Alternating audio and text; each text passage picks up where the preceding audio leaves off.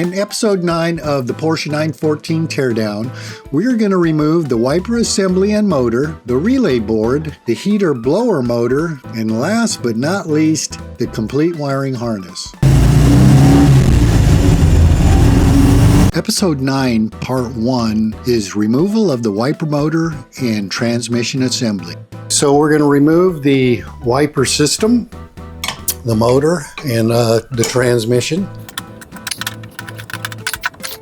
The 14 millimeter nuts are removed, and now I'm going to try to get the arms off. There we go. Just a little bit crusty. There we go. Okay, so I got a 22 deep with a 1/2 inch drive. That should take care of this pretty quick.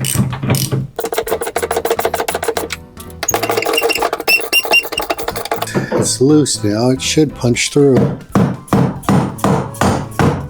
Yep. Wow, what is that? Some type of sleeve, plastic sleeve, and then 3 washers. So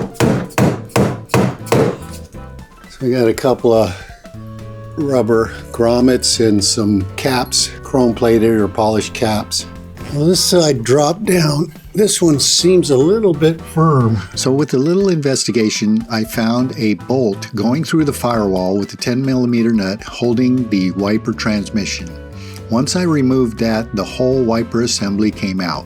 Upon inspection, the motor looks good, but there is some corrosion on the wiring to the noise suppression capacitors. It's my understanding that these are not needed if you plan on installing a modern radio. It's your choice if you want to bypass them. On the factory Porsche 914 windshield wiper motor, the stock harness uses a 5-wire setup with the following color coding functions. The red and black is 12 volt on with the ignition and parks the wipers. The black and blue is low speed. The black and violet is high speed. The green and white is the switch return line to the wiper stock. It feeds 12 volts back through the switch to the low speed after you turn the stock off, keeping the motor running until the internal park contacts open at the bottom of the suite. The solid brown is common or ground. Real quick, I'm going to go over the connections. Terminal 53 is the low speed. Terminal 53B is the high speed. Terminal 53A is the 12 volts so the wipers can park. And Terminal 31B is the activation terminal for parking the wipers.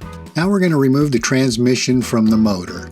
First thing I'm going to do is remove the nut that holds it to the spline shaft. Next, I'll remove the motor from the bracket to the transmission. So here's the transmission, and it is pretty rusted right in here. This part looks pretty good. The bushing, it looks okay. Right in here, it looks okay.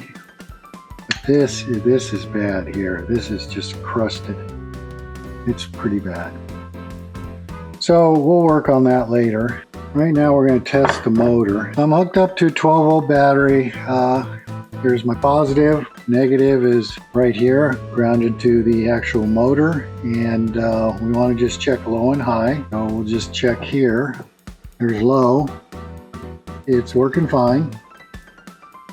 Here's high.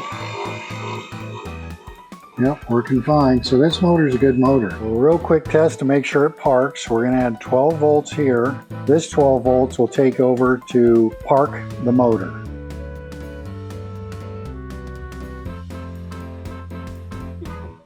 There you go.